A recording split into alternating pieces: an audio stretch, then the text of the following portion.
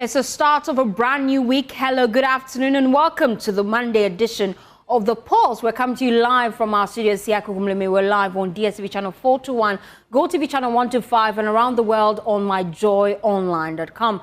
Coming up, tensions mount just weeks ahead of the NPP primaries as Dr. Bryan Acheampong's campaign team in the northern region threatens to halt the internal party elections over alleged coercion of delegates by regional executives to back Dr. Mahmood Bawumia.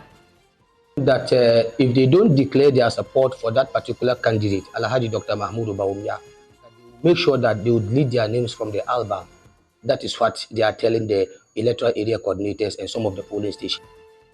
We have details this afternoon on The Pulse, plus get you fresh reactions to this right here. Also coming up, Interior Ministry on high alert as police arrest suspect for attempting to compromise the recruitment process. We have details as the minister says the exercise is being closely monitored to ensure orderliness and fairness. Also this afternoon, confusion soars as Ghana's seaports over the impending implementation of the special port note, just weeks to its rollout as stakeholders express outrage over clarity of the policy. So with what I know, we don't understand what they intend to do, and we don't know what they even want from the shipping line. This is happening on 1st of February. We have details as calls intensify for the Ghana Shippers Authority to immediately halt the implementation process. Also coming up, government still owes independent power producers over $700 million as JoyNews research shows the amount paid so far is less than 50% of legacy debt owed producers. We have details plus analysis as IPPs blame previous political interference and issues of transparency as key factors that dwarfed the growth of the power sector. And lastly, we'll take you to Ashaman, where traders in Ashaman main market bear teeth at the municipal chief executive over plans to redevelop the market into a 24-hour facility, vowing to fiercely resist any attempt to interfere with their stalls. How can you do this? You came just 3 weeks to come and tell her you are come to bid what?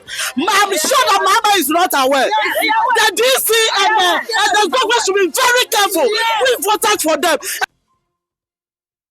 We have more as the municipal chief executive insists that no trader will be displaced after the redevelopment. These and more we have coming up here on The Pulse. The Pulse, as always, is brought to you by Defendril Cough Expectorant.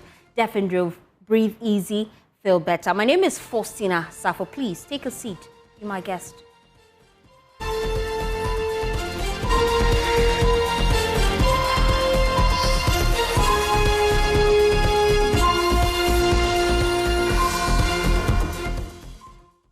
Thanks for staying with us here on The Pulse. Well, this afternoon, tension is mounting in the opposition MPP, weeks to its primaries, as Dr. Bryan Acheampong's campaign team in the northern region is raising alarm, warning of drastic action to halt the primaries if regional executives continue to coerce delegates into supporting Dr. Mahmood Bawumia.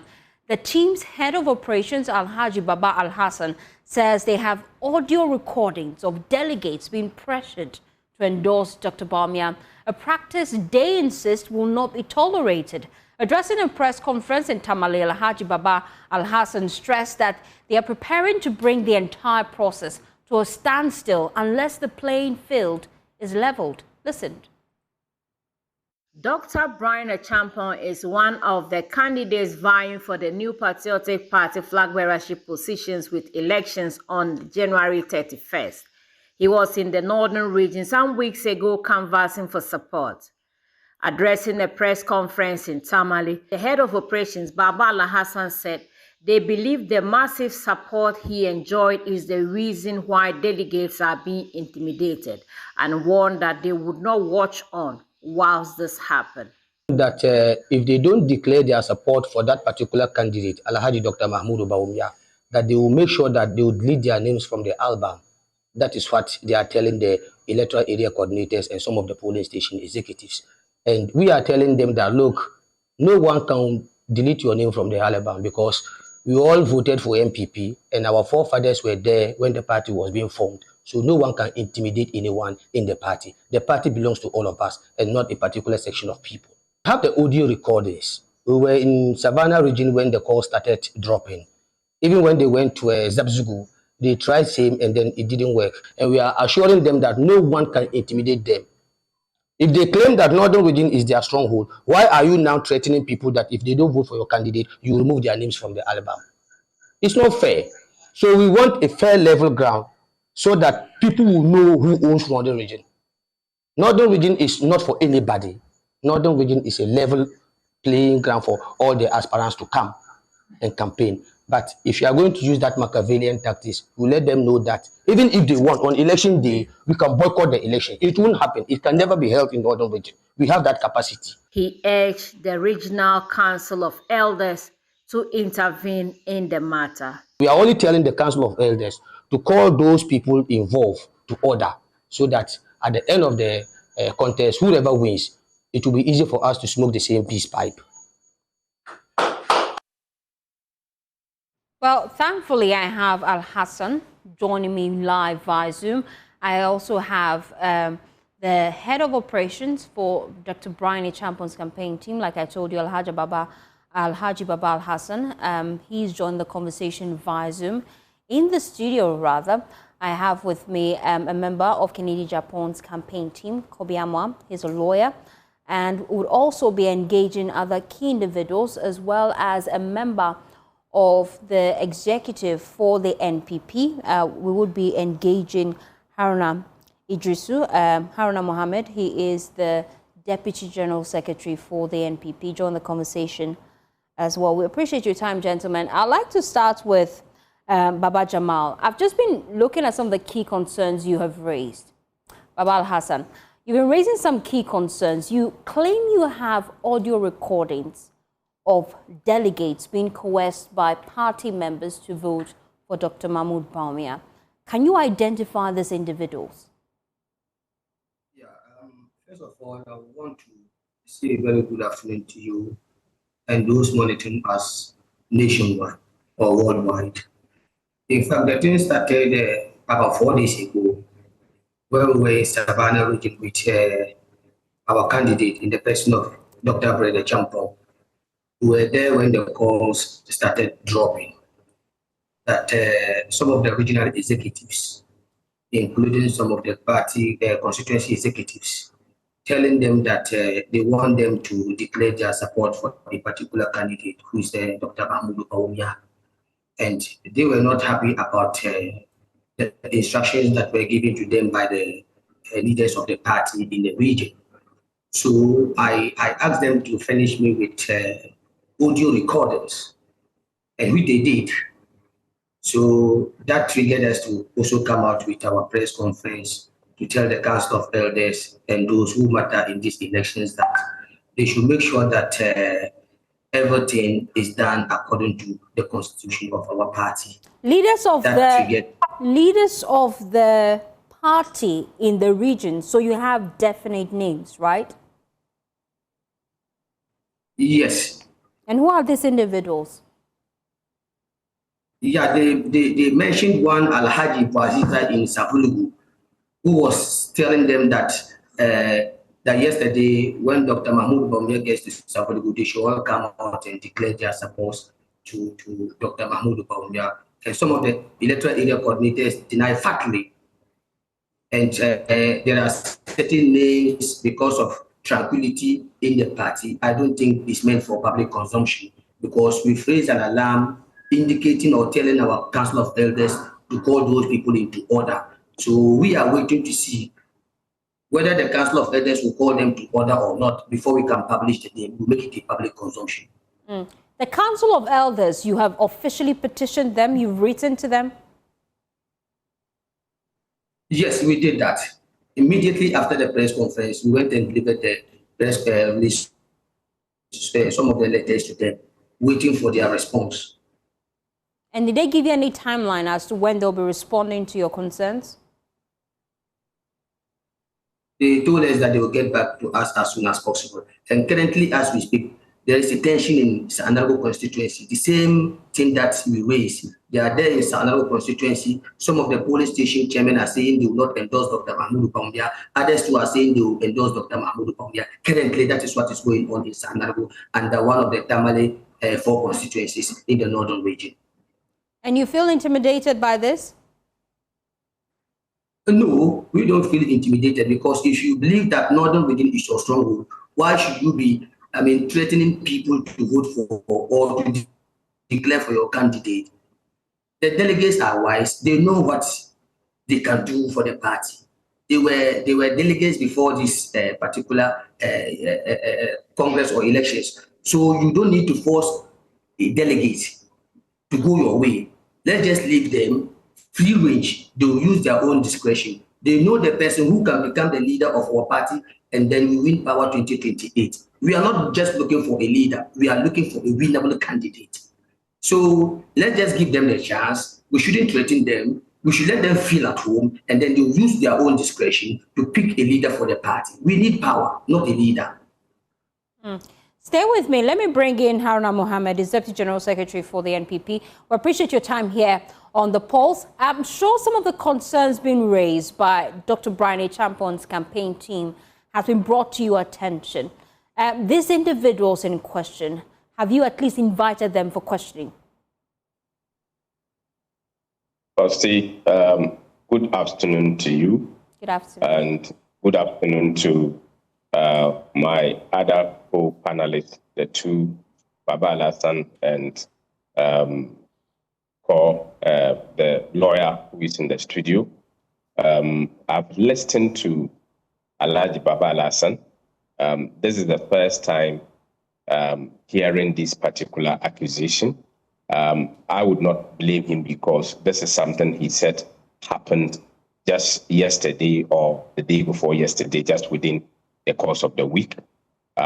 He has also said that they have invited the Council of Elders to look into the matter and advise the persons involved.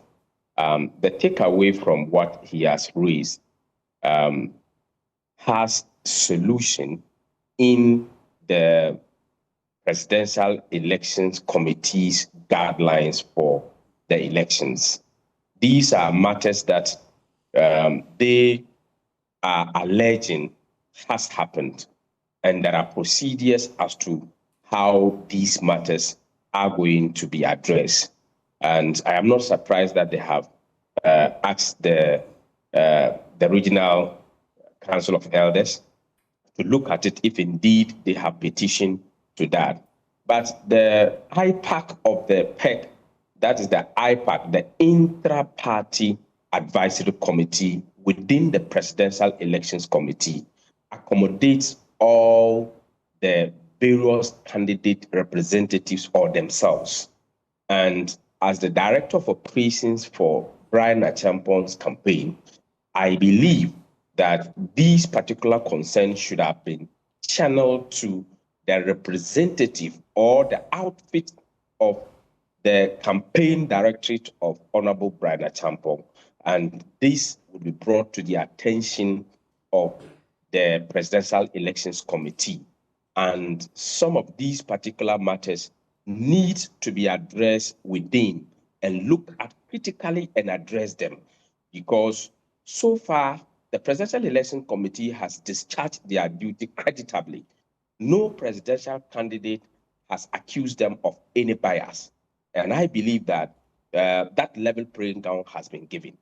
One of the issues that he has raised is about somebody alleging to take away the names of people in the album. Honorable Baba Alasan knows very well that no individual have that right. Nobody can do that. But then if they are threatening to do that, that's an issue of concern. And I'm sure the party clearly stipulates how to go about some of these things. How soon will we expect that these individuals will be brought before the party to be sanctioned? Because he clearly mentioned names in there. Firstly, you don't just bring people for sanction. This is an allegation. It needs to be properly investigated. They have listen audios to the two sides. But I'm saying I am saying that even what is alleged to have been said cannot happen. Cannot. If you ask all the candidates, we have done the album preparations. We have presented it to them. We have done validation. We have also exhibited the album. And the IT directorate is on the finalization of all this. No single person, not even the IT director, it cannot happen if it doesn't pass through the eyes of the secretariat. And I'm part of the secretariat. Nobody can remove anybody's name. And that is why we have given the role for people to petition. If you have an issue, you petition. A mere allegation cannot stand as the truth. So whatever be the allegation, whether on video or on audio, must be properly investigated before you give credence to it. So I want to assure the various teams involved that nobody in this party can remove anybody's name from the album. That cannot happen. Take it away from me, first. Nobody can remove anybody's name from the album. Where we have reached, we are waiting for the 31st January, and the elections will be done.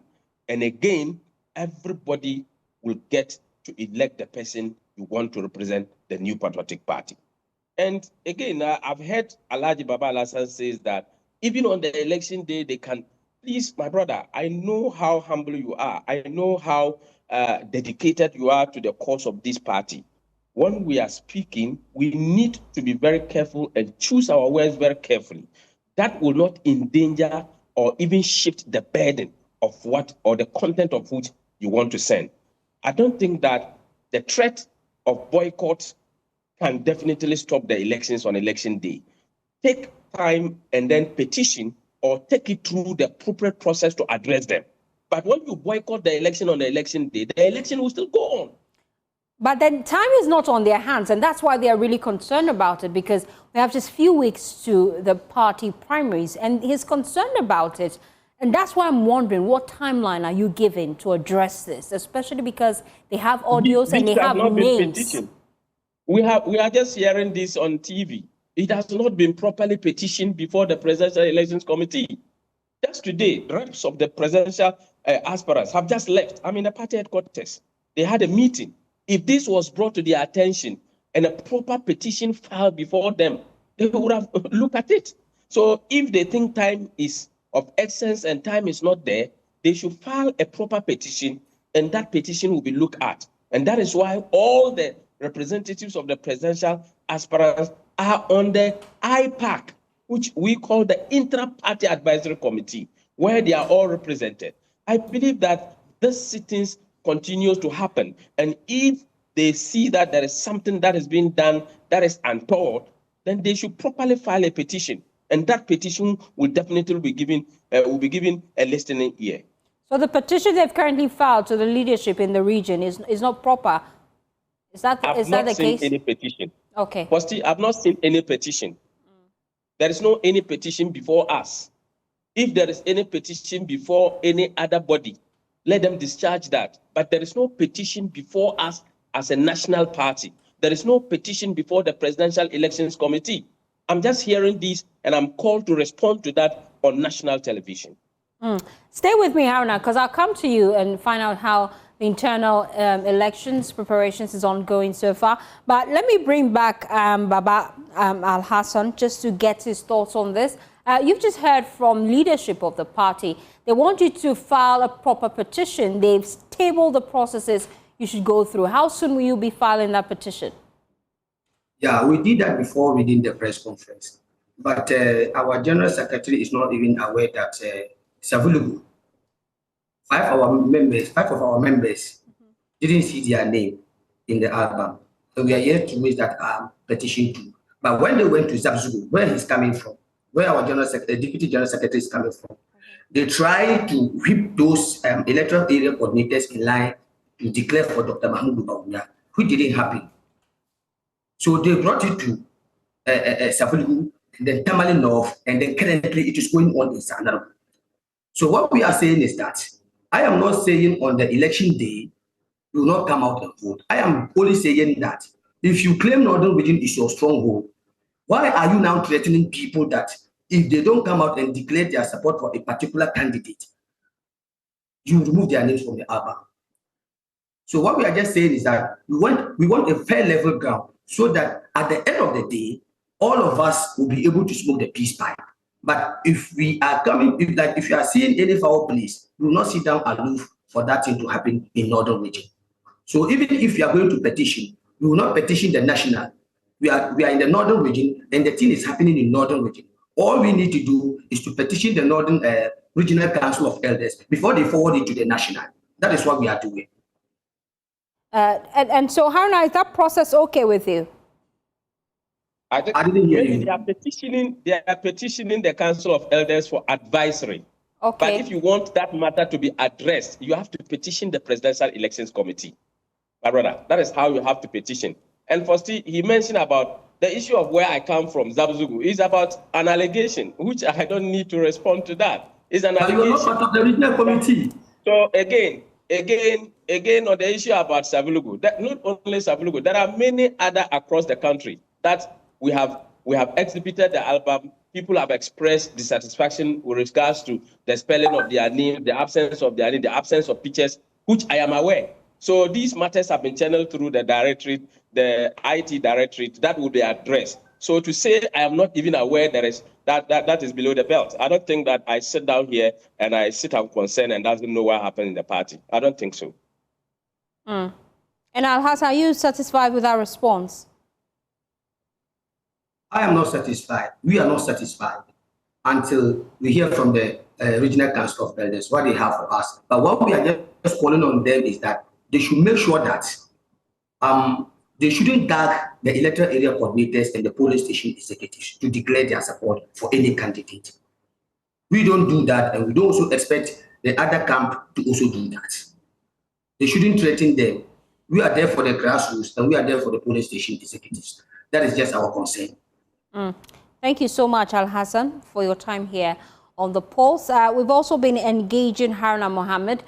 Just before I let Haruna go, let me introduce Kobiamwa. He's a member of Kennedy Acheampong's campaign team. He joins us in the studio. We appreciate your time. Thank you. You've heard some of these concerns being raised in the northern region. From your camp, have you received such reports?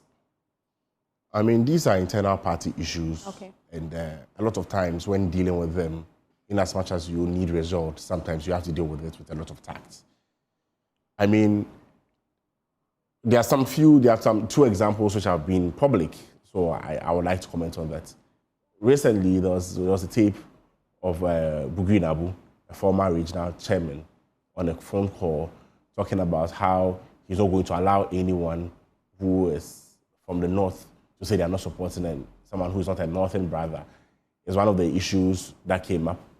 I'm not too sure whether there was a petition for that. But on this same or similar trajectory, there was a tape on record in relation to Chairman Wontumi. This has been some months ago, where he spoke about how they are going to take people out of the album who are not supporting Dr. Bawumia. He also spoke about how his allegations were that National Council actually skewed things in favor of his candidate through the approval of the top-down process and all. Yes, I know that matter is before the disciplinary committee, and I know the disciplinary committee heard him some months ago. I know the witnesses who also came some months ago. Even as to what has happened to it, whether or not those allegations have been dismissed or those allegations have been upheld, we don't know. Now, going forward into such a process where there are such serious allegations and there's such tape on record against someone who is a regional chairman and part of the most powerful institutions within the party, we were expecting the party to have quickly resolved that issue, because such may even show what the trajectory will be, whether people will be deterred by the punishment or will show that fairness that has happened through the system. I mean, I think that is one thing that is lacking. Some of these allegations should be told. I mean, we've heard a lot, we've seen a lot, by virtue of the fact that it is issues, or these are issues from the party. They are not issues that I want to speak on. But just as an example, even Wuntumi's matter, which clearly is before the disciplinary committee, has been there for months, and there's no clear decision as to whether, as I said, whether it's going to be upheld or not. And these are some of the things that may not inspire confidence in the teams of the candidates. I'm sure if such issues had been dealt with the appropriate way, maybe Team Bryan wouldn't have gone ahead to do a press conference after sending a petition. But now when you think that internal processes are delaying and there's not much that has been done, you may end up using the media to get your message across and to let the whole world know that this is what is happening. So internal processes appear to be slow. I've given one example, Chairman Wontumi, and I know this clearly. I know the dates that he went before the disciplinary committee. I know the dates that the witnesses were invited, because I was also counsel in another matter around the same period. And those allegations against Chairman Wontumi was also a matter that had been recorded, was on record, and I mean there was a voice recording. In fact, I remember the General Secretary was the one who actually wrote a letter saying the party has distanced itself. But that was not enough, because we were expecting the disciplinary committee to act. I know the disciplinary committee has heard the matter. As to what the final decision is, nobody knows. So in such instance, how do you inspire confidence in the people that the process is going as it is? And as our General Secretary as our Deputy General Secretary is saying, yes, there's a process that has to be followed. We have to follow the process. Are we confident in the process? You're not confident in the process? I mean, I've given an example of how that process has been followed, and especially getting close to the election. The election is in 2 weeks. And you see, when law or order or society or some of these issues, there's a breakdown when people believe that nothing happens in the end, when there's no result, when you go through a process. If there had been decisions on such issues, Wontumi, Abranya has made worse comments on different issues. If there had been such decisions and such clear whipping and disciplinary action, people would have had confidence in the system. Yes, this is a matter that happened 2-3 days ago. We may not expect the party to have already resolved it. But for issues that had happened earlier, what has the party done about it? I mean, these are the few questions I'll have to ask. And let's stay with me, Kobe. Let me bring in Haruna to respond to some of these concerns. It appears your internal processes are slow. We've had concerns that there are issues that have come up with Abranya DC, with Wontumi, yet the party claimed to be going through the process, and yet we are yet to see sanctions. How do you respond to that concern? Yes, this matter, when it came up, with regard to what Chairman Wontumi has said, quickly, my boss, the General Secretary, issued a statement distancing the party from and cautioning members of the party with regards to such comments and how distasteful they are. Again, in that particular release, Abranya was also cautioned with respect to, he's also saying that he was alleged to have said that he's going to take away people's names from the album. My boss indicated clearly in there that on the two matters, for the setting of the date was not by anybody's decision, by the decision of the National Council. He gave the background to why we went into that particular circumstances, which put aside what Chairman Wontumi had said. Again, on the aspect of the removing people's names on the album, we said and indicated that there are processes of how we are going to put together the album. And at that point in time, we had not even begun the validation process of the album. We did so in 2023. And we said that we were going to do the validation exercise for the current album. And indeed, afterwards, we started the validation exercise. It went through. We allowed agents of all aspirants to participate in the validation exercise. And after we had finished with that, we also gave copies to them. And we went ahead to exhibit and gave them hard copies of those particular albums that we are validating and exhibiting. So indeed, all the content and matters that have been raised has been addressed by the process that we are dealing with. But these two individuals have been referred to the disciplinary committee for them to be held responsible for those particular commentary that they have made. And but it's been months. It's been months, and that's the concern. It's been months. How long will they be sitting on this case? The disciplinary committee, firstly, the report of the disciplinary committee always goes to the National Council. And everybody knows that the disciplinary committee's report, when it comes to caution, when it comes to reprimand, when it comes to certain category of dealings within the party on certain matters are not made public. So the disciplinary committee have not yet presented. I know that he has indicated that there were sittings there. There were sittings that happened for the disciplinary committee at the party headquarters. And I believe that the disciplinary committee will submit their report to the National Council, and National Council will make public certain aspects of the committee's recommendations with regards to the two individuals. Until that is done, no individual in the party can publish the report of the disciplinary committee. So we are yet to receive that as a party, and that cannot be presented to the General Secretary, but can only be presented to the National Council, to the General Secretary. So when it comes in, the General Secretary cannot open that particular report until the National Council set to discuss that particular report. I know that we need to address certain matters with the speed of light. But however, once we are dealing with processes, you cannot jump some other processes if other organs of the party have not finished with their But if the process is cumbersome and long, then justice is delayed. And then you embolden other individuals in the party to do same. Firstly, what is very important here is that the matters that were raised are matters that has been nipped in the bud, because those particular matters, we have proven beyond reasonable doubts that those matters cannot happen in terms of removing people's name, in terms of why we set 31st January. All those particular matters have been explained by the party. It is left with us to agree or not to agree. But those matters certainly is not the position of which those particular individuals have raised. We have good reasons why we are doing the elections on 31st. A majority of the party today will agree with us, because when we first set it, there was so much insult, there was so much attack. But today, majority are agreeing to the fact that it is good we are doing the presidential primaries early as 31st January. So yes, we would look at some of those particular matters, but the very important aspect is where the removal is happening and where the misinformation about how 31st was arrived was cured by the General Secretary, and the National Party has also taken steps to ensure that the validation process and exhibition process brings clarity and inclusion, where we allowed the presidential aspirants, representatives to be represented at the validation exercise across all the regions, which has never happened in the party's history. We have barely 2 weeks to that internal primaries. How are preparations ongoing so far?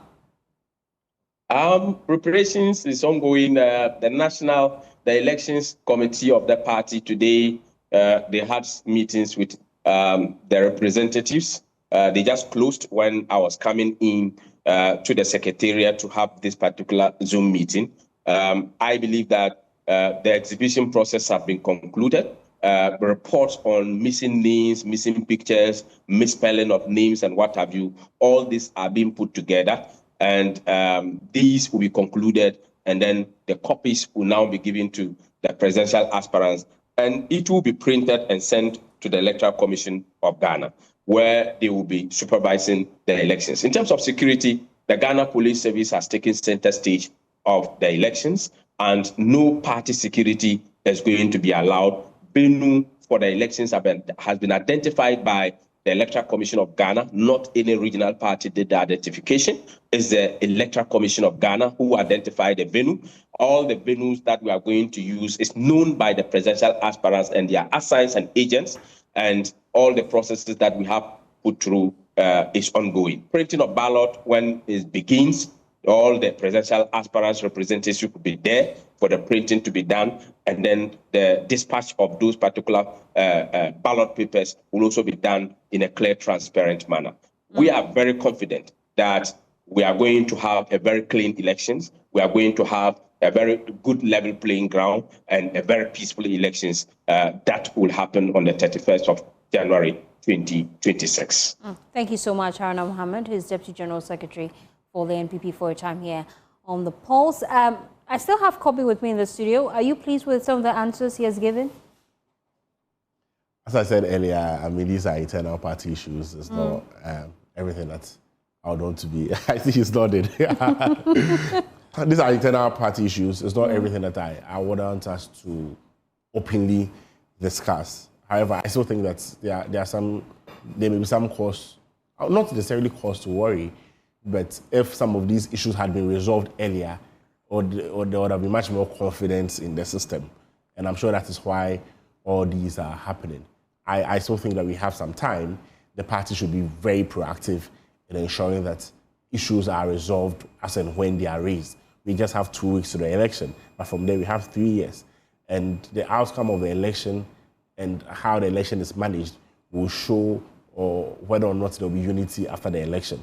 If people think people are peeved with the process, it becomes much more difficult to bring them together. But if people believe they've gone through a fair process, it's easier for us to mend our ways to come back to power. What we want to do in 2028, it's something that has not done by any political party in the Fourth Republic. That's getting power right after 4 years.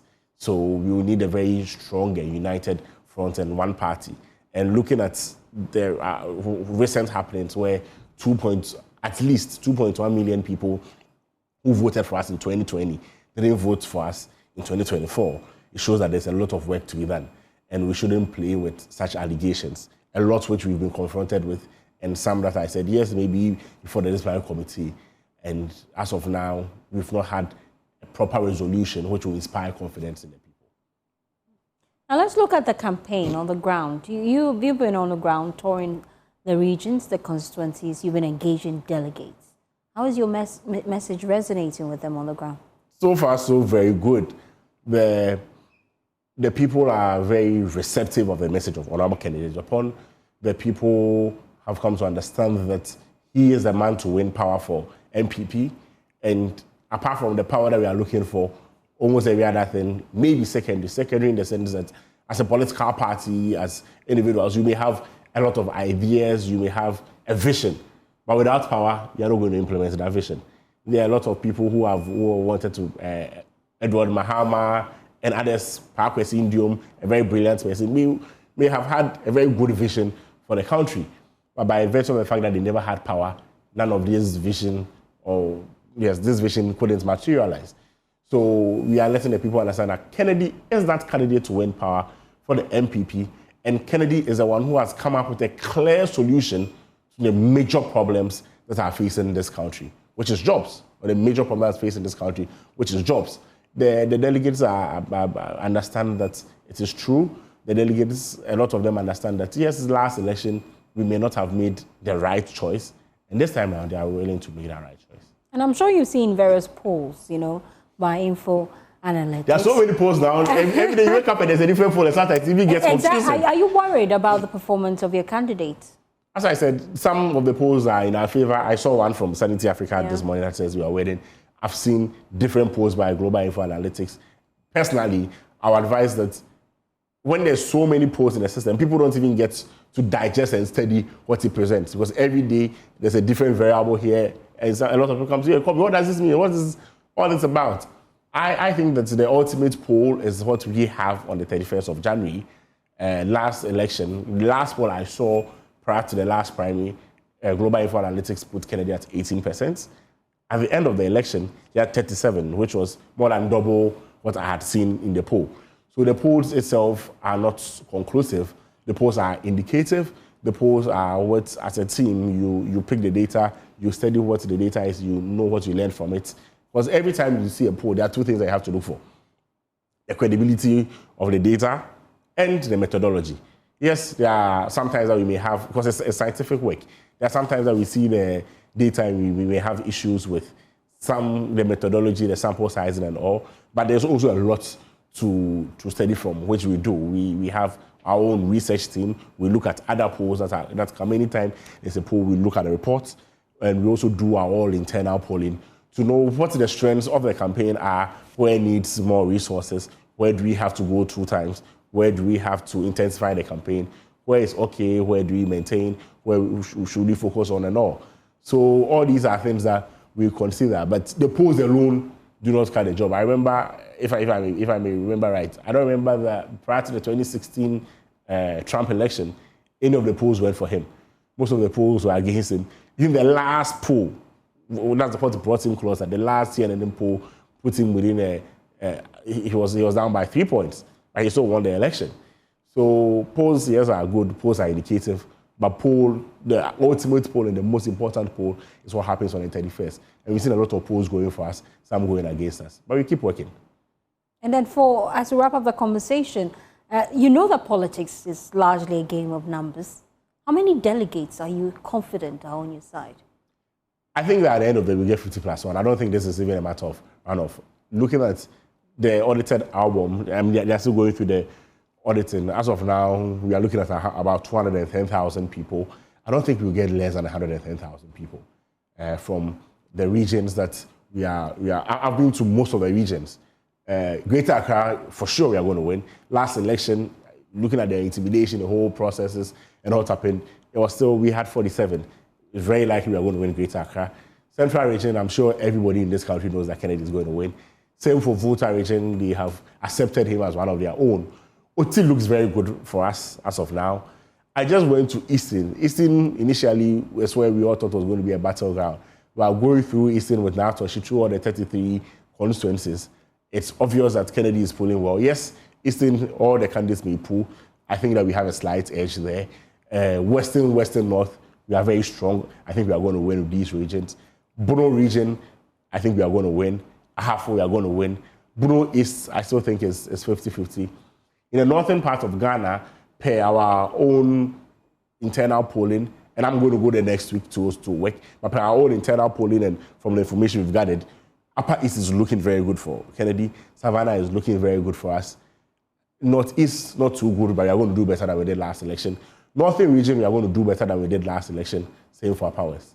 I think that we are on track. Thank you so much, Kobiama. He's a lawyer and a key member of Kennedy Acheampong's campaign team. Also joining via Zoom, Haruna Mohammed, Deputy General Secretary of the MPP. Earlier, we spoke to Alhaji Baba Al-Hassan. He is the head of operations for Dr. Bryan Acheampong's team in the northern region. And that's how we wrap up that conversation. We appreciate your time. Thank you so much for joining us on that conversation. Away from that, the National Commission on Small and Light Weapons says thousands of illicit firearms have been retrieved under the ongoing gun amnesty program. As individuals voluntarily surrendered their weapons, the initiative aims to curb the spread of illegal arms and promote a gun violence-free Ghana. Following stakeholder engagement, the Commission says more weapons are being turned in.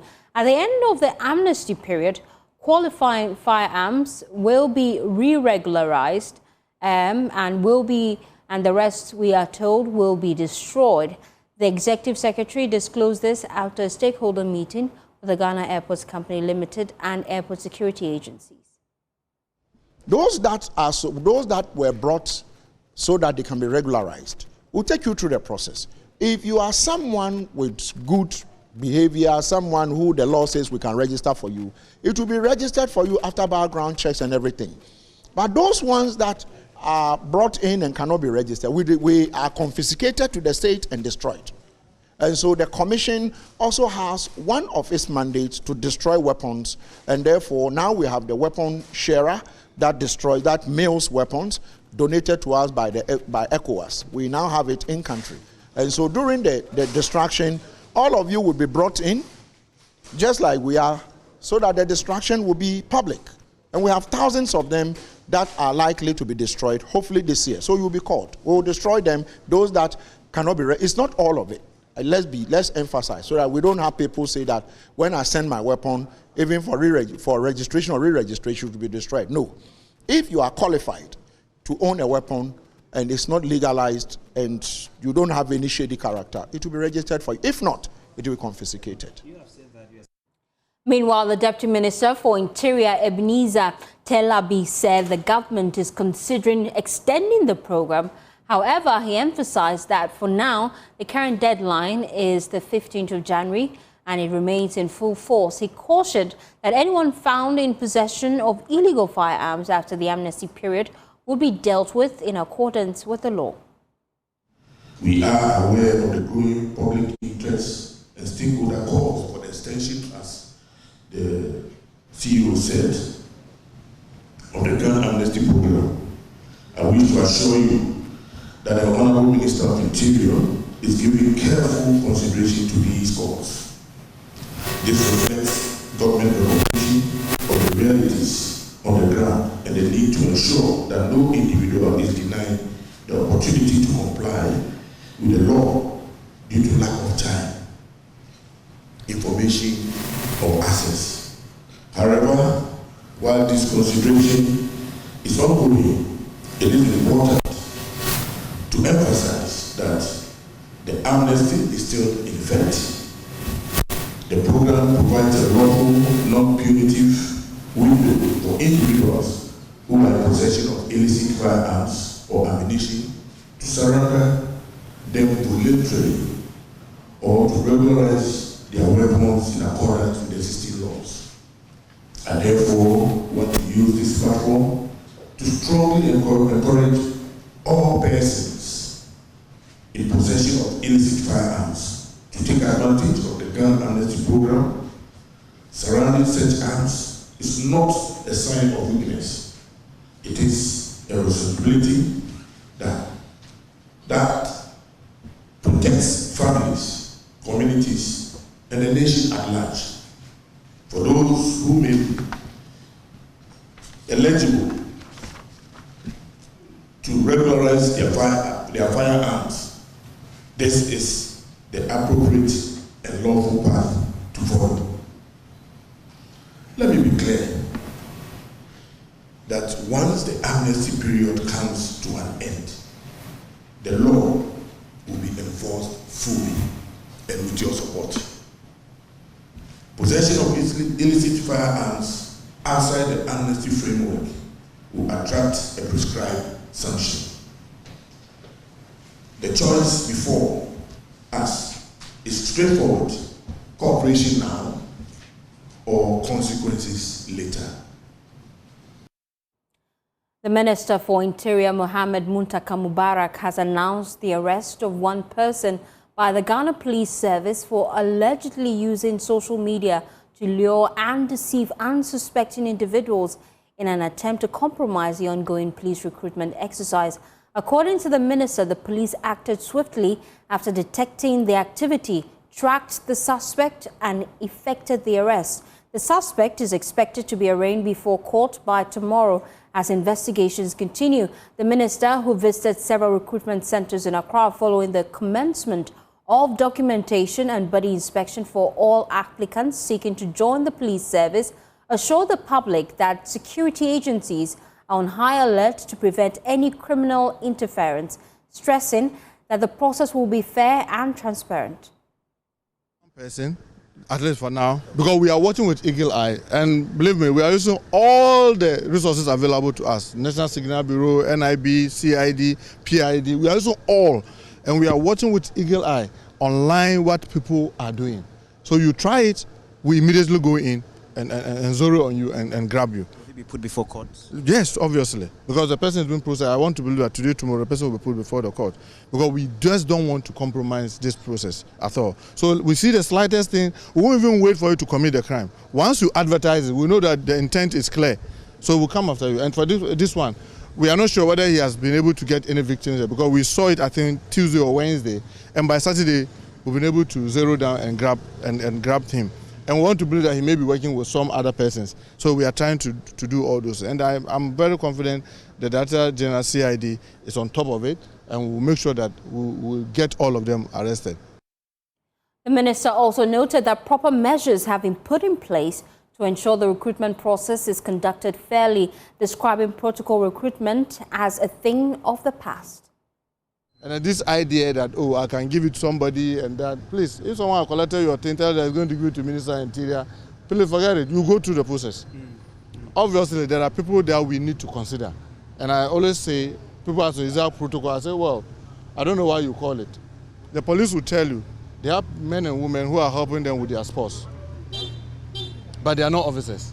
This is an opportunity for us to be able to help them to come in. People are helping them with their band. And now we are recruiting. It's an opportunity to give them the first option.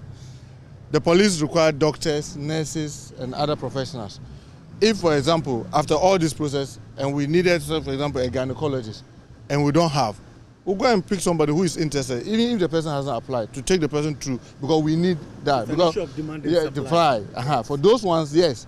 But this usual thing where people sit in the comfort of their home, they won't buy form, they won't do anything, and then they say, oh, protocol, and they'll send them.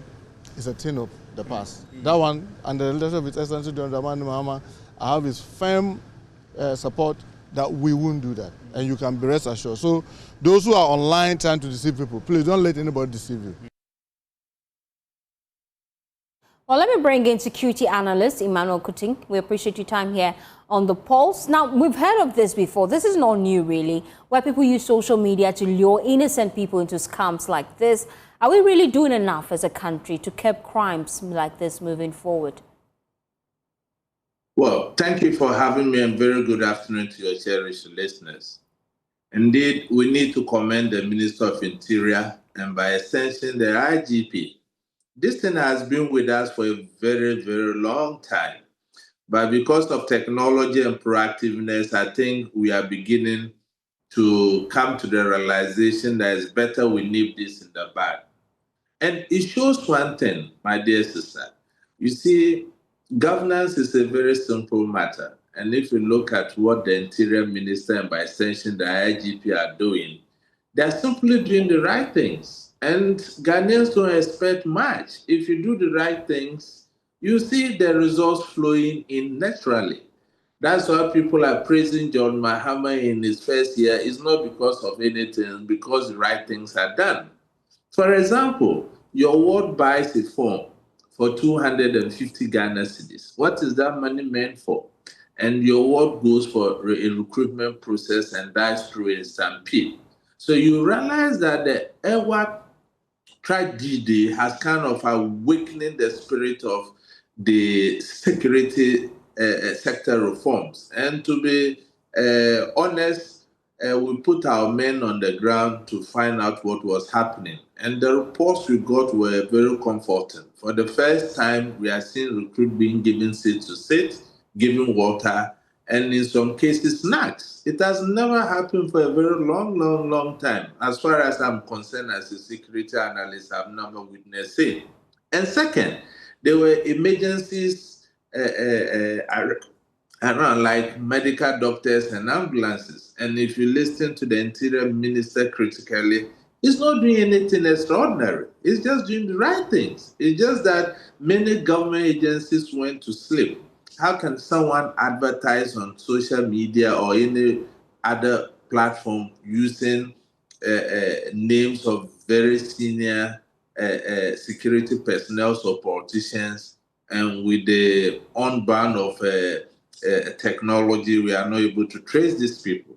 And you see that because the agencies are working right, they were able to trace and nip this guy in the bud before he even come out to cause any harm. And that is what we have been preaching for. Security is about prevention. You preempt. You don't wait for the things to happen before you are reacting to it. And that is what has happened over the period. And I think that as a country, we are indeed learning lessons from certain tragedies that have befallen us, especially the EWAC Sports Stadium tragedy. I think to some extent that has influenced the system moving forward. Where I don't agree with the minister, even though the system may be working now, is how he has centralized the system under his control. You know, the school feeding system, when we centralize it under a specific control, the fallout. Because of what happened in the past, maybe in the first year, we could be seeing these good fruits. But in the future, the system risks falling back. Another key thing that we've heard from the minister today is tell us that indeed there will be no protocol in the recruitment process. I recall engaging someone earlier today, and I was just informing the person that the recruitment exercise has commenced, and he brushed it off, saying that, oh, they may have done the selection process already, simply because of the perception that protocol is already being done underground. How do we ensure that the process is indeed fair and transparent moving forward? Indeed, I found his statement very interesting. To remove protocol recruitment from our system, it will take a gradual process. And it will take the way of educating the citizens to understand the dangers of taking people through protocol recruitment. As it stands now, and by the nature of our politicking, Just imagine a chief call on the interior minister, like Otunfo, say, look, I want these people. You can say no. Or a senior pastor on an Islamic cleric. You can say no. And it's not any fault of the interior minister per se. It's by the making of our society. That's why I say it will take a gradual process. It will take education for us to get there. So we shouldn't be in a hurry per se to get protocol recruitment out of the system. Otherwise, politicians will always deny it. Like he's denying it and trying to paint it in another way that the police already have people who are helping them, like the ban, medical doctors and stuff like that. The system has shown that people are looking for opportunities. Let's open up the opportunities and recruit appropriately, and those who really have the interest to serve the country. And it shouldn't be an avenue for employment. Okay. Like we are seeing the system. You know, in time past, before you could get people to even join the security agencies, it was a challenge. Yeah, but because of the high level of unemployment, people are using that as a route for employment. Okay. Thank you so much, Mr. Emmanuel, for your time here on The Pulse. You're still watching The Pulse. We'll be back after this quick 10. Please stay with us.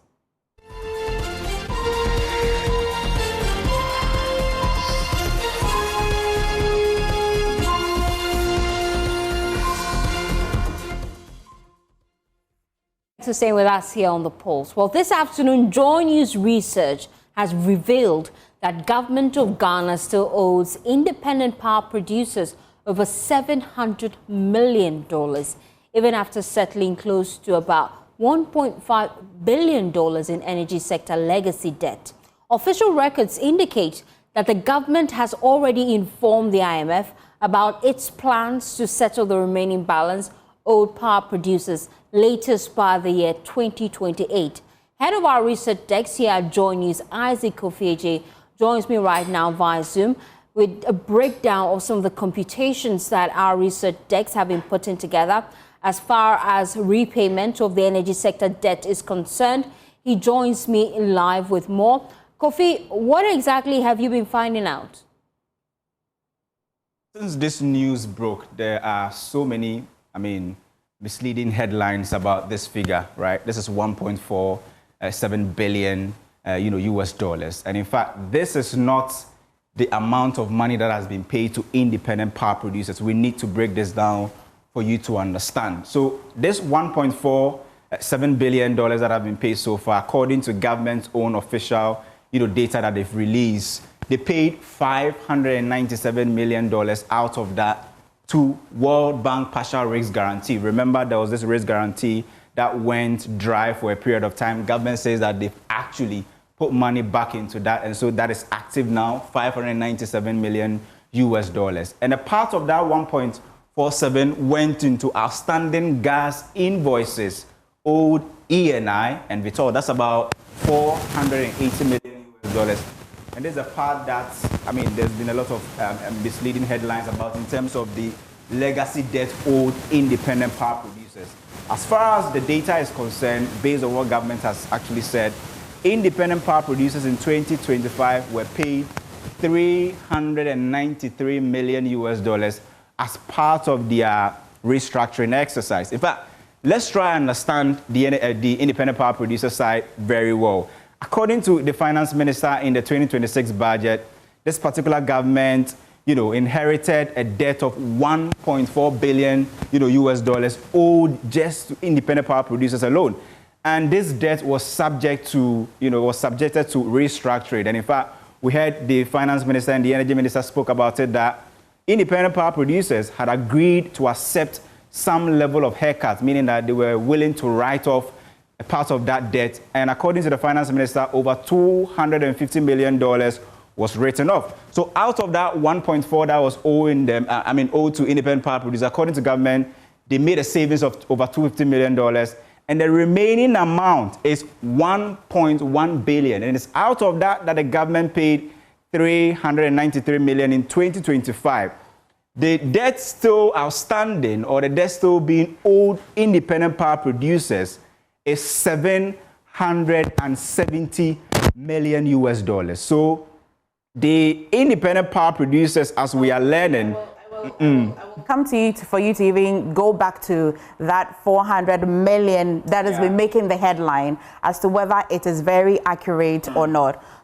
Take us back on that. Well, in fact, this is what we've been trying to break down, that if you look at the debt owed independent power producers, according to the finance minister, that is about $1.4 billion US, and this debt was subjected to restructuring. And in fact, the finance minister put out that the independent power producers had agreed to write off a significant component of this amount of money, and that savings government was claiming was about over $250 million. So if you do the math, government is saying that this part of the debt has been written off, forgiven.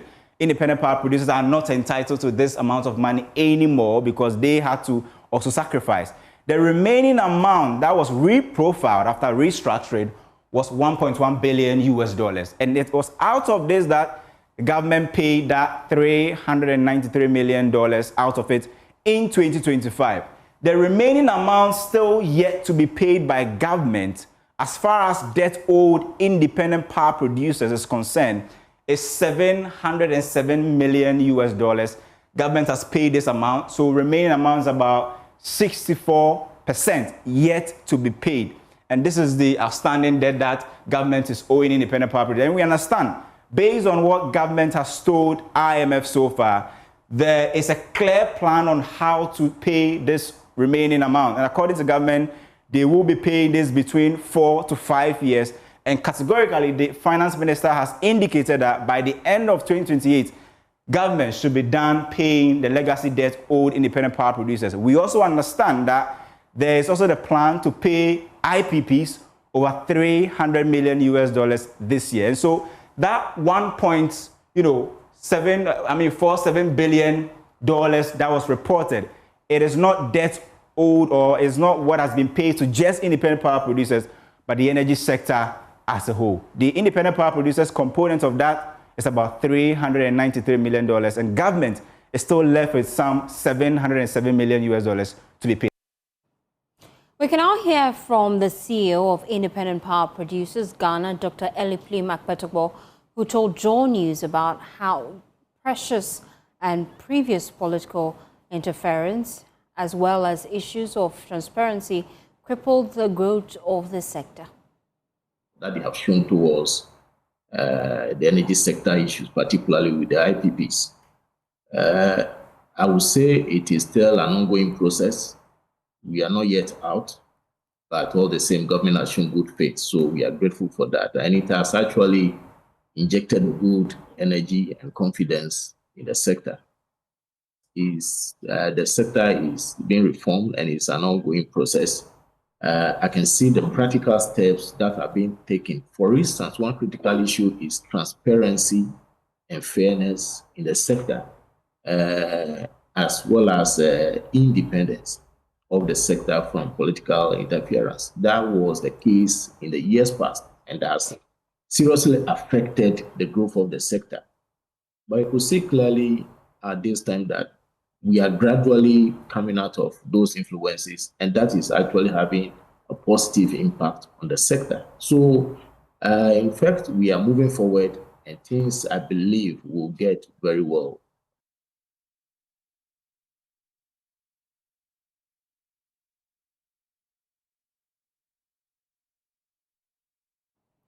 Well, let's explore this further. We know that the Institute for Energy Security, they have commended government for clearing that $1.47 billion of energy sector debt, but they're actually calling for structural discipline to sustain energy security in the country. Thankfully, I have with me the senior researcher and policy analyst at IS, Smith Prosper Wahine. We appreciate your time here on The Pulse. You want to see, based on the statement you have put out, structural discipline to sustain the energy sector. What do you mean by that? Thank you. Thank you so much, and good day to your viewers as well.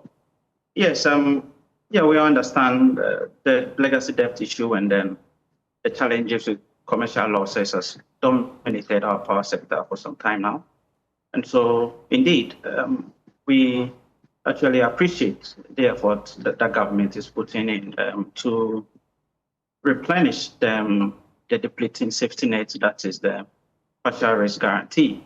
And then again, we have to also look at the fact that it is important that we sustain this gain in terms of reducing the reduction in our commercial losses and ensuring that IPPs continue to produce power at affordable rate.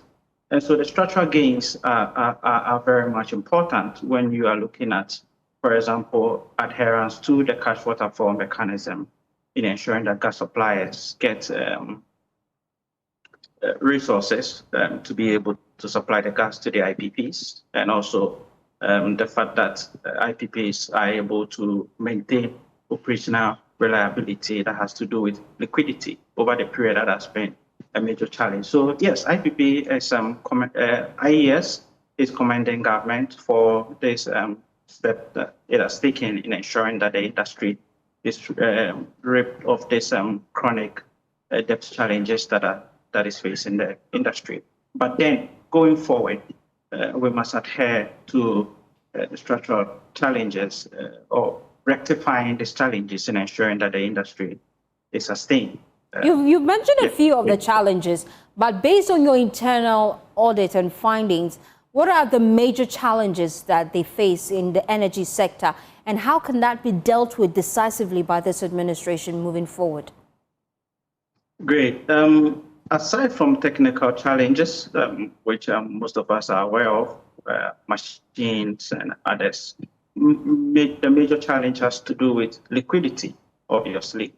And if IPPs are not being paid on time, how can they produce? If the gas supplier is not paid on time, how can he supply us with more gas to ensure that our power system is reliable? So mainly the challenge in the industry or the sector has been an issue of liquidity. Yes, technical challenges are there, all right, but commercial losses have also have their part to play. And so if steps are being taken to rectify these technicalities and these issues, I think that it is something to be happy about. But that notwithstanding, as I mentioned earlier, this is addressing the symptoms of the problem.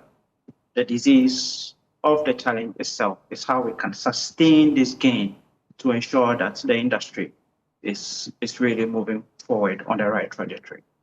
Stay with me. Let me bring in spokesperson for the Energy Ministry, Richmond Roxon. We appreciate your time here on The Pulse. Based on your data, how much do you still owe IPPs? Let me say good afternoon to you, and then good afternoon to your cherished listeners. The last briefing we had from the Ministry of Finance when the administration took charge, the figure was close to 2 billion United States dollars from IPPs. What we have to check now is that because these debts are recurring, we have to get the updated figure from the Ministry of Finance. But as a ministry, that's the figure that we've had. Beyond that, it is not just with the IPPs. There are sector payments as well. For example, beyond the IPPs, you procure liquid fuels, so those are payments that will come under utility. You also have debts owed to the state agencies. If you look at what this briefing did, we focused on just the private sector, especially the IPPs, and then the restoration of the guarantee, as well as the ENI and the retour invoices. And so overall, we'll have to look at the entire sector to look at the debt that exists. The good news is that we've made significant progress beyond payment of the IPPs, the legacy debt, which they've acknowledged. This 400 million, almost 400 million is legacy debt. Beyond that, we're staying current with the IPPs. If you say you're staying current, what it means is that the monthly invoices that are presented by these IPPs are being paid because of the prudent management of the cash waterfall mechanism. If you look at previous past, what was happening with the management of the CWM, and then what is happening today, the number of changes that you'll gladly easily notice. The first one is that you've seen improvement in collection. So now the ECG is collecting more monies than what it was doing in previous times. And then number two, previously, monies that were collected were underdeclared or were misused or misapplied. That is not what we are seeing today. So today, if you have the cash waterfall bringing about, let's say, $1.5 or $1.6 billion of cities, all those monies go into payment of utility service providers as the cash waterfall mechanism formula is. There's not been any diversion, there's not been any mismanagement or any misapplication of the fund. And that has given a lot of room for us to look at the progress that has been made. I'm sure you don't recollect or you cannot remember the last time you heard any IPP threaten government that they are going to stop power generation because we owe them. That is because legacy debts are being handled and also the government is staying current. You have successfully restructured that with the IPPs, I know. But then you say that when it comes to losses, you've been able to deal with under declaration of funds. How did you deal with that? And how are you sure that that is not even ongoing as we speak? No, as a ministry, what the minister has done is to consistently monitor. There's a team that is in charge of the cash waterfall mechanism. It's not being handled by the minister. What it is that there's a process or a work plan that has been put in place that all revenues that come in are monitored. Previously, for example, ECG had about 90 bank accounts. This time there's one account. So you are able to monitor what comes in, unlike before where some funds or some revenue or some income collected were not brought to the attention of government. This time that cannot happen because you have one central account where you're able to monitor all the monies that come in. The other point that we must also make, which if you look at the statements from the government, that deals with the partial risk guarantee. This is a very, very crucial guarantee that has been restored. At the time we put together the Sankofa project, which was around 2014-15, World Bank put together a guarantee that if government refuses to make payments, the private sector, that's the OCTV partners, would draw from that. Unfortunately, the previous administration consumed the gas, but were not paying for the gas. And so you had the ENI and Vitol partners access that guarantee. That guarantee of $597 million was depleted. The government had a discussion with the World Bank. They're supposed to restore it by June 2026. Because of prudent management, because of efficiency and fiscal discipline, that was done in the first year of His Excellency the President as a result of the work that has been jointly done by Honorable Dr. Jinapor and Honorable Atufosun. That singular decision of restoring it has given investors the confidence, has made Ghana a reliable partner again. And because of that, these investors are willing to invest more money in our field. And it's the same with the IPPs. If you look at the statement that has been released by their chamber, they commend government and they say that they now have confidence in government, that government is a credible partner to deal with. And so some of these reforms are not just even for keeping our light on. Some of these reforms are to ensure that you have the needed investment in the power sector, as we've witnessed in the last couple of months. And so for us as a government, this is significant progress. What we've seen with these payments have never happened before, especially in any government's first. If you look at where this government took the power sector from and where we are today, it's like day and night. We had a power sector where in December 2024, you were shedding load of over 700 megawatts. For 8 good months to 9 months, from last year, April to date, there's been zero shedding of electricity. If you look at a power sector that you met the 80 billion CD debt for ECG alone, within Q3 of last year, that debt had moved from 80 to 67 billion CDs. If you look at the restoration, if you look at the fuel that was non-existent when this government came in, the government has been able to put in place mechanism where now you have supply of liquid fuel to power a thermal plant. And these are the significant successes that have been chalked in our power sector. So we're recording some gains based on what you tell us, but then we know that the 2026 budget, the energy sector was factored into that. How much are the IPPs expected to receive this year? What it is that there's a work plan that we've agreed with what I'll call a roadmap. Whatever it is, they receive more than we paid them last year. So far, every month, if you look at what is paid to them, every month we are current. And so if they bring their current invoices, that is fine. As for the legacy debt, there's a work plan that the government is working with. And at this point, I don't want to disclose that. But as and when these payments are made, as a government, we'll put that information out. But what assurances you have is that definitely you're going to be receiving more. In 2024, the whole year, under the cash waterfall mechanism, what was paid was 6 billion. As at Q3 last year, excluding Q4, what had been paid was almost 18 billion. So that's almost ×3 of what was paid in 2025. And so the IPPs know that under this government, they have a better chance and a better probability of getting their monies and settling the legacy debt. Okay. Thank you so much, Richmond, for your time here on The Pulse. Away from that, confusion is mounting at Ghana's seaports over the looming rollout of the special port note scheduled to take place on February 1, 2026. In a statement dated December 23, 2025, the Ghana Shippers Authority described the smart port note as an advanced shipment information system and export-oriented data requirement, which, according to the authority, imposes no cost on importers or consignees in Ghana. But speaking on the probe, stakeholders painted a contrasting picture, admitting to little or no clarity on what the SPN actually seeks to achieve. Executive member of the Ship Owners and Agents Association of Ghana, Adam Imoro, blamed the confusion on poor stakeholder engagement, revealing that even though the policy is set to take effect in the next few weeks, stakeholders remain in the dark.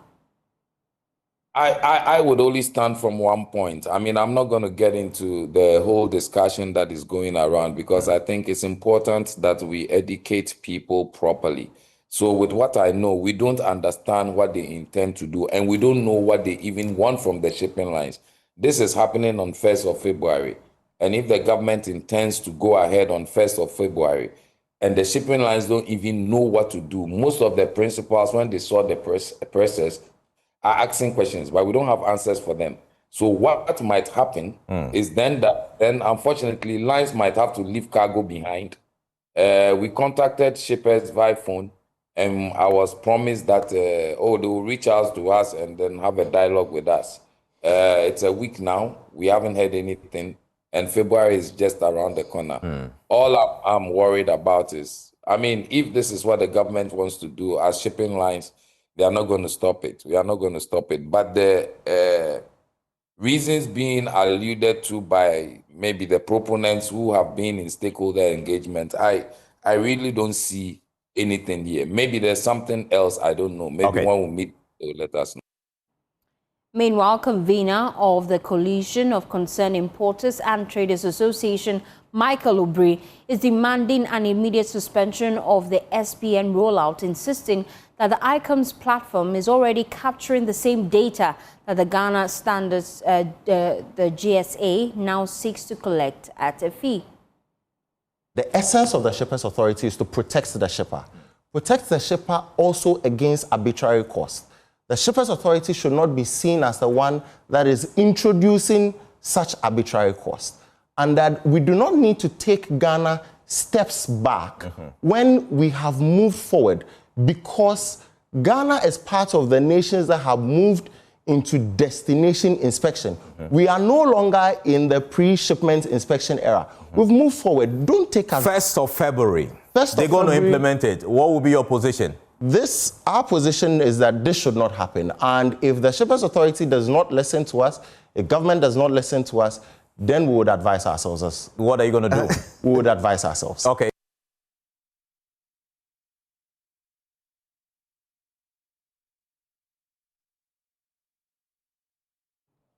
Away from that, government's agenda to attract visitors to Ghana all year round beyond the traditional December and that peak period has received a major boost with the arrival of 500 African Americans.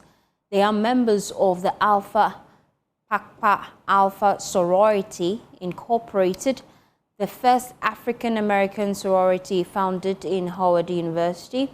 The women are in Ghana to reconnect with their ancestral roots and to celebrate the 118th Founders Anniversary. Deputy CEO of the Ghana Tourism Authority, Gilbert Agri, popularly known as Abeku Santana, says the visit will strengthen Ghana's economic outlook and reflect the government's commitment to promoting year-round visits by the diaspora, not just in December. This is an extremely historic moment for us as a country and for our image on the global stage, and also the African-American community in the world. That in January you have a group of 500 people coming to Ghana, not any ordinary group, but a high net worth group like the Alpha group. They are one of the most influential African-American communities in the world, with presence in the Caribbean, in America, and other parts of the world. And the Ghana Tourism Authority, under the Ministry of Tourism, Culture, and Creative Arts, deemed it a great honor. It solidifies our position as the #1 cultural heritage destination in the world. And in Africa, we are also, trying to, maintain our lead as the home for African Americans or the diaspora.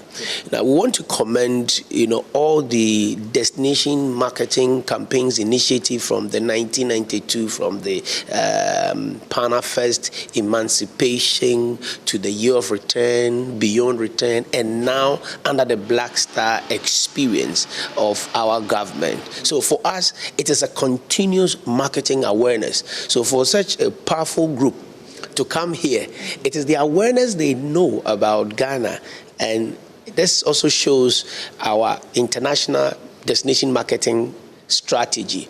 And for the first time in 100 years, this group is holding their founders, commemorating their Founders Day here. It's not a visit or an event, it's a historic homecoming, and we appreciate that. Huge impact. These are high net income, spenders, from accommodation, food and beverages, buying gifts from the craft market, transportation, hotel, and so on and so forth. It's going to boost our economy.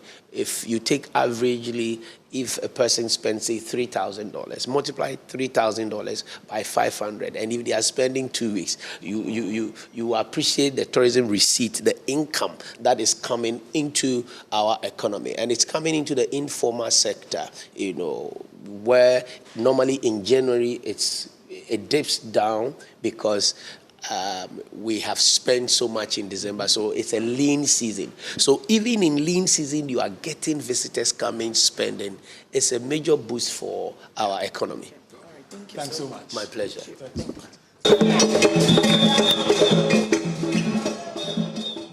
While the visit builds on the momentum of Ghana's Year of Return 2019 and the Beyond the Return initiative, which aims to strengthen ties between Ghana and the African diaspora while promoting cultural, social, and economic engagement. Here's the president of Alpha Kappa Alpha Sorority Incorporated, Danette Anthony Reed, speaking on the significance of the visit and its impact on Ghana's economy. So we're here as Alpha Kappa Alpha Sorority Incorporated for more than one reason. We're here for two reasons. First, this is the first time in our history that we've had an international delegation to celebrate our 118th year Founders Day. But not only that, that's not enough.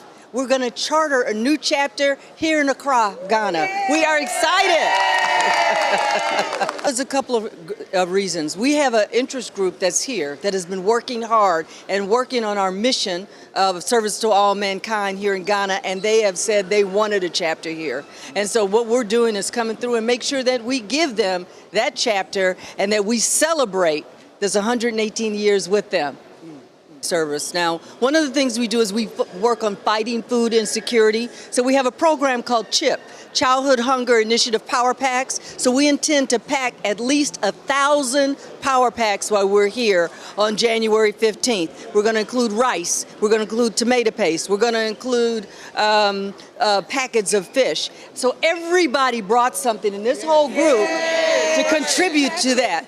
But not only that, we also work on maternity health. So we plan to give to the hospital here in Ghana a substantial donation to help clear out the maternity wards at one of the hospitals. So that's the other piece that we're going to do.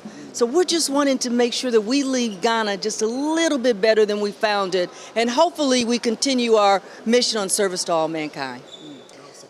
You know what, that is so important to us because, and this is where you get that heartfelt moment and that sincerity, because now we're going back to understand and learn and explore our ancestral background. It is going to mean so much to us to be able to have that opportunity, and we're thankful for that. What it means for us to connect, you know what, this history.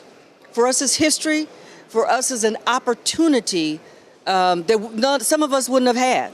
And so it's really close for us to be able to come back, explore, learn, and become better. That way we'll be a better voice when we go back home, because we will have experienced it. So I thank Diallo Sumbri and the Adinkra group for all that they've done to help arrange it. We appreciate it, we love it, and we're going to move forward. Look, everything we've had, here's one thing I think is so important. The people here have been so welcoming, so loving and comfortable toward us, that makes us feel like we're coming home. And when you feel like you're coming home, it's important. On our return, what we do is hopefully impacting the economy. We're staying in the hotels, we're staying in the restaurants, we're buying anything that's pink and green belongs in our closet. So we're doing all of that to hope we also positively impact the people here in Ghana as well. Thank you. And thank you so much. All righty.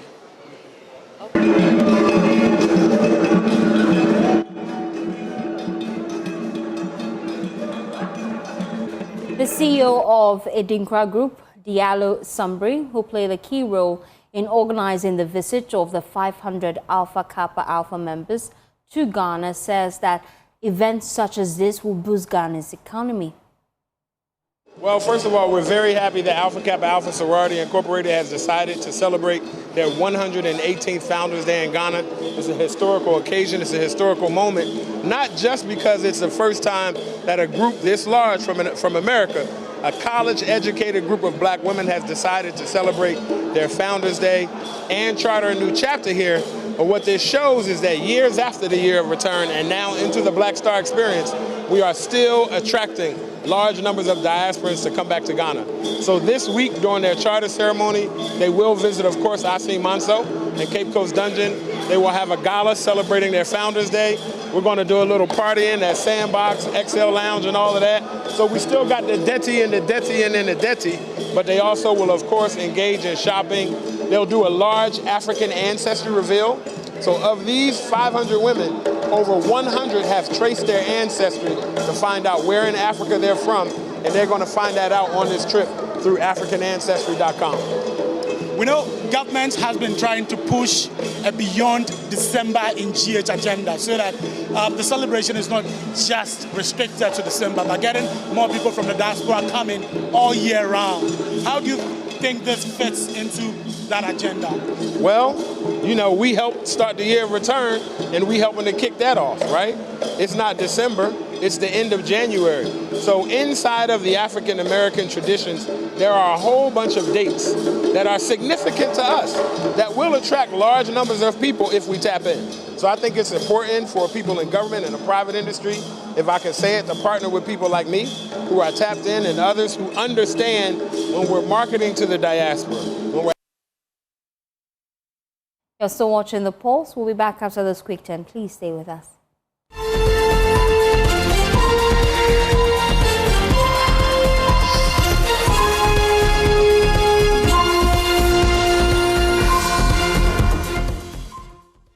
Thanks for staying with us. Well, this afternoon, tension is rising in Ashaman Municipal Market as traders fiercely oppose government plans to redevelop the congested facility into a modern 24-hour market. The project promised by the NDC ahead of 2024 election is intended to transform selected markets nationwide, including the Acheampong market. But traders there fear the redevelopment could cost them their stalls and livelihood. Carlos Coloni visited the market and filed the following report. For weeks, anger and agitation have gripped the Acheampong market. Traders, clad in red scarves and armbands, are protesting what they describe as a looming threat to their livelihoods. They insist the Mahama-led administration's plan to redevelop the market could displace them permanently. And this market is from our great mothers. We have our grandmothers in the house sick. Some people are on stroke. They rented this chef to take care of them. How can you do this? You came just 3 weeks to come and tell us you are going to build what? I'm sure that Mama is not aware. The DC and the government should be very careful. We voted for them. And 4 years will come back again. And they will say our true colors. We don't want any other market. They shouldn't do it. If they want to do something better, the DC who came and they want to make a stores in front of, he has to say before they build the new shed in front of the markets. But why the people are suffering to get something to chop? You said that they will sack all of them to their house. What are they going to eat? But the municipal chief executive, Bryan Acheampong, insists that no trader will be ejected after the project's completion. The main market that we want to redevelop, one, is going to be a state market that the state will build by its funds. Two, the people who are in the market will be taken care of and will still sell in the market. So this is a government policy. It has nothing to do with selling it to any private developer to develop and therefore sell it out to the highest bidder in order to make their money back. So, in short, our current market women are being taken care of in the design, in the plan. Bryan Acheampong further explained that alternative trading site will be provided during construction to prevent disruption to businesses. The assembly will definitely provide alternative selling places for our marketers. While construction is going on, I will eat, you will eat. Everybody in Acheampong will eat, which means that we will still have to go and buy our tomato, pepper, momoni, and the salt. So definitely, I want to assure our marketers that their service is needed at all times, and therefore it will be provided for. The MC also pledged extensive engagement with market leaders to properly identify legitimate shop owners and ensure fairness in allocation. One assurance I want to give to every trader in the market is that there will be a proper and effective engagement within the market for us to know those who own sheds, stores, shops, and even tabletops. All this will be taken, data will be taken, and I want the leadership to journey with us as an assembly so that during the project and after the project, we will still place people back to their places. Whether these assurances will calm tensions in the markets remains to be seen. Carlos Coloni, JoyNews, Acheampong. Away from that, lawyers for former Finance Minister Ken Ofori-Atta have slammed the Attorney General, Dr. Dominic Ayine, accusing him of recklessly parading an unfinished investigation into alleged offshore dealings in the public domain, despite the probe remaining inconclusive.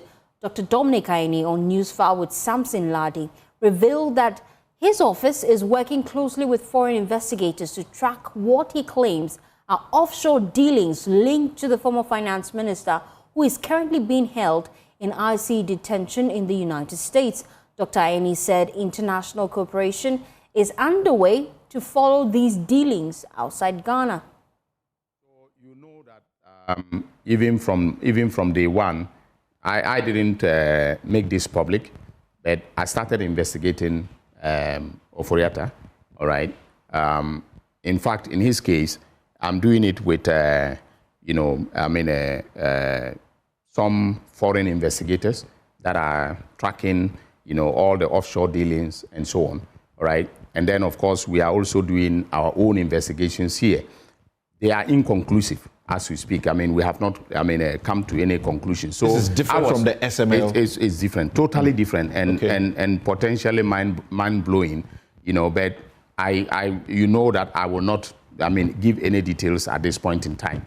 So I started working with the Americans in respect of Oforiatta long before OSP, came up with their announcement. Yeah. But speaking on NewsX this morning with Mami Thompson, member of Ken Oforiatta's legal team, Frank Davis, expressed huge disappointment in Dr. Dominic Ayeni's posture on the inconclusive investigation. Listen. Tell the Attorney General, when people get the opportunity to talk to him, tell him that he is an Attorney General of the Republic. He is not an acting general. He is an Attorney General, not an acting general. So this public gimmickry, theatric, and unuseful and needless, that's not constitution. We have seen a lot of generals. He does not play the kind of character he is taking upon himself. It is cutting a very bad name for that office. You come on radio and you come and throw things just like that. If you are investigating something and it is not conclusive, what is the business coming together in? So that you start courting public hatred, you start courting victory, you start courting hate for the man. This is the work of Attorney General. I'm disappointed. No, but Frank, do you know about these investigations is what I would want to clarify. If I knew, I would answer you the way I'm answering. You have asked me a question. You don't decide what I say in answer. So let me tell you what I want to tell you. There is no such investigation to the best of my knowledge. And he himself is saying that it's not conclusive. So if it's not conclusive, what is this business of it is mind-blowing? Mind-what-blowing? If the Attorney General says he's investigating something, he should terminate the investigation and charge the Oforiatta and stop coming on radio and doing what he's doing. Well, management of the Komfo Teaching Hospital are compelled to detain hundreds of patients longer than medically required for failing to pay their medical bills. The rising number of indebted patients is causing a growing congestion crisis, affecting bed availability, delaying surgical procedures and straining the facility's limited resources. CAT authorities say the development is placing significant pressure on the hospital's finances and its ability to meet obligations to medical suppliers. Here's a report by Clinton Yeboah. Management of Komfo Teaching Hospital says the rising number of detained patients is placing significant pressure on the hospital's finances and its ability to meet obligations to medical suppliers. Chief Executive Officer Dr. Pa Kwesi Beidu disclosed that some patients spend over 3 weeks in the facility upon discharge. He explains the impact of the situation on the hospital's operations. Every service rendered here ought to be accounted for. So somebody will be asking, why is it that we discharge patients and they are still on admission? Sometimes we wish we could just tell them, get up and go home. But once you do that, the next moment you'll be at the Public Accounts Committee to answer for why patients were managed and never paid their bills. So such gestures afford us some freedom to also show some human face. There are a lot of people you wish they could go as are educated. Because once they are here, they occupy your bed, you need to feed them. Sometimes they are here for several days or weeks. But you cannot just say, get up and go. And again, you cannot say because you are not paying your bill, give me the bed, sleep on the floor. That is not human. But that contributes to some of the congestions we have in the hospital. When you come, you see, we render a lot of services from emergency. Some may go to the theater, some may from there go to the ward. But if you need to be sent to the ward. Meanwhile, the bed on which you are going to occupy is already being occupied by somebody. It means that we cannot send you to the ward. So it leads to the theaters getting congested. It delays because patients who are supposed to go to theater, yes, you have theater bed, but afterwards they have to go to recovery. That cannot be done. So it trickles down. And the final thing is when the ambulance brings you, we tell you may have to wait in the ambulance or use other facilities. The Ashanti Business Owners Association has visited the hospital to support the discharge of some detained patients. Executive Secretary of the Ashanti Business Owners Association says their intervention will allow for the majority of detained patients to be discharged to join their families. And our focus when it comes to needy is on patients that have received treatment but don't have the capacity to pay for their bills and that they've been detained in the hospital. So periods like this, we believe Christmas is given and putting smiles on the face of said people. So for almost about 5 years now, we've been coming to Konfanochi to pay off the debt of these people so that they can join their families to enjoy Christmas. And for that matter, this period, the New Year. So this is our motivation. Christ given, putting smiles on the deprived people so that they can also say there's love in this world. The intervention is an annual corporate social obligation the Business Advocacy Group fulfills to assist vulnerable patients who have completed treatment but remain detained due to unpaid bills. For JoyNews, my name is Clinton Yabwa. Well, away from that, the Bank of Ghana has revealed that it has opened a financial audit into the central bank's transaction under the Gold for Oil program run between 2022 and 2024. The governor, Dr. Johnson Acheampong, made the revelation at the Public Accounts Committee hearing on the Auditor General's report on foreign exchange receipts and payments at the central bank. First, listen to the governor on how much loss the BOG has incurred between 2022 and 2024 under both the Gold for Oil program and the Gold for Reserve program. In 2022, the net losses for the Gold for Oil was about 74.44 million Ghana cedis. We did not have a net loss for the Gold for Reserves in 2022. Then in 2023, the net loss for the Gold for Oil was 317.69 million in 2023. On the other hand, the net loss for the Gold for Reserves, the losses in 2023 was 1,054.84 Ghana cedis. A little over 1 billion was the net loss for the Gold for Reserves in 2023. Then in 2024, the net loss for the Gold for Oil was 1.8 billion Ghana cedis in 2024. On the other hand, the net loss for the Gold for Reserves in 2024 was 3.8 billion Ghana cedis. Now, for 2025, and as we have indicated, this data is under audit, and we will want to wait until the audit is over. We will publish our financials by March this year. When we publish it, the data for 2025 will be provided in those financials. So as I've mentioned, it's not a question about losses then and now. It is that these schemes were introduced to address a specific national problem. And that's how we wrap up the polls. For more news, please log on to myjoyonline.com. My name is Faustina Asafo. I appreciate your time and company. Up next is Business Life. Good afternoon.